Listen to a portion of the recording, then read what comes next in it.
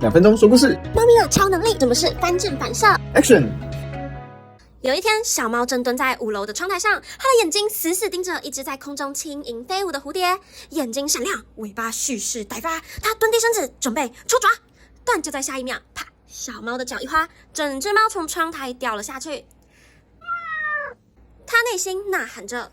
风呼呼的从耳边刮过，它在空中翻滚，但奇妙的是，它竟然没有砸成猫病，它的身体瞬间启动一种超能力——翻正反射。